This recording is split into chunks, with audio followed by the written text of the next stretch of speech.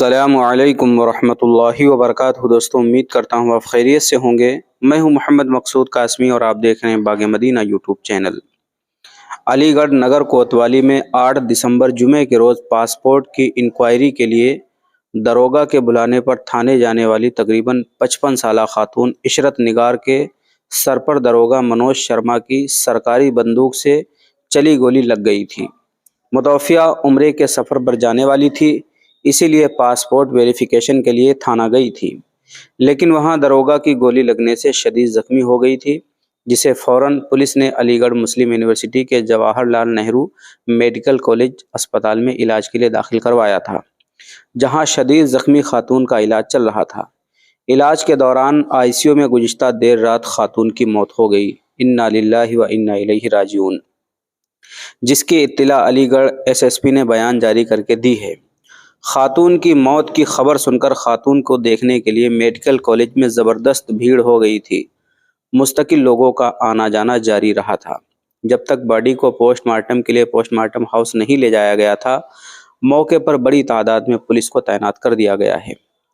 علی گڑھ SSP کلاندھی نیتانی نے ایک بیان جاری کیا، جس میں انہوں نے کہا کہ افسوس کے ساتھ یہ اطلاع دی جاتی ہے کہ عشرت جہاں، جن کو گزشتہ 8 دسمبر 2023 جمعے کو کوتوالی نگر علی گڑھ میں منوج شرما داروغہ کی سرکاری پستول سے گولی لگی تھی، جن کا علاج جواہر لال نہرو میڈیکل کالج میں چل رہا تھا، علاج کے دوران 6 روز موت ہو گئی ہے۔ پوسٹ مارٹم کے لیے انہیں لے جایا جا رہا ہے۔ ہم خاتون کے گھر والوں کے ساتھ ہیں اور فرار داروغہ کی تلاش جاری ہے۔ سابق رکن اسمبلی حاجی ضمیر اللہ نے خاتون کے انتقال پر افسوس کا اظہار کیا اور فرار داروغہ کو گرفتار نہیں کیے جانے پر اس کو پولیس کی ناکامی بتایا۔ فرار داروغہ کو قاتل قرار دیتے ہوئے فوراً گرفتار کرنے کا مطالبہ کیا۔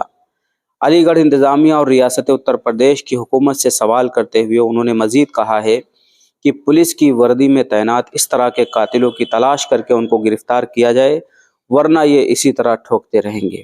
انہوں نے فرار داروغہ کو جلد سے جلد گرفتار کر کے اس کو سزا سنا کر بے قصور خاتون کو انصاف دینے کا بھی مطالبہ کیا۔ واضح رہے کہ فرار داروغہ منوج شرما، جس پر 20,000 روپے انعام ہے، ابھی تک اپنے خاندان کے ساتھ فرار ہے، جس کو تلاش کرنے اور گرفتار کرنے میں علی گڑھ پولیس ناکام ثابت ہو رہی ہے۔ 2 روز قبل زخمی خاتون کے سر کے آپریشن کے بعد ان کی بیٹی شمائلہ نے فرار داروغہ کو گرفتار نہیں کرنے پر افسوس کا اظہار کرتے ہوئے پولیس کارروائی پر اور ان کی نیت پر بھی سوالات اٹھائے تھے اور حملہ کرنے والے داروغہ کو قاتل قرار دیا تھا۔ اطلاع کے مطابق 55 سالہ عشرت نگار کی 3 بیٹیاں اور 2 بیٹے ہیں۔ شوہر کی اکثر طبیعت خراب رہتی ہے۔ ایک بھائی صحافی ہے، جس کے مطابق بہن کی تدفین علی گڑھ شہر شاہ جمال کے قبرستان میں 11 بجے صبح کی جائے گی۔ فی الحال خاندان والوں کی جانب سے کوئی تحریر نہیں دی گئی ہے، آج تدفین کے بعد دی جائے گی۔ تو دوستو، یہ نہایت افسوسناک معاملہ تھا علی گڑھ سے۔ اللہ سے دعا کرتے ہیں اللہ تبارک و تعالی اس خاتون کی مغفرت فرمائے، جنت الفردوس میں اعلیٰ صلی مقام عطا فرمائے، اور جو قصوروار ہے اسے اپنے انجام تک پہنچائے۔ اب آپ حضرات کا اس خبر کے متعلق کیا کہنا ہے؟ نیچے کمنٹ باکس میں اپنی رائے کا اظہار ضرور کریں، اور پہلی بار چینل پر آئیں سبسکرائب کر سکتے ہیں۔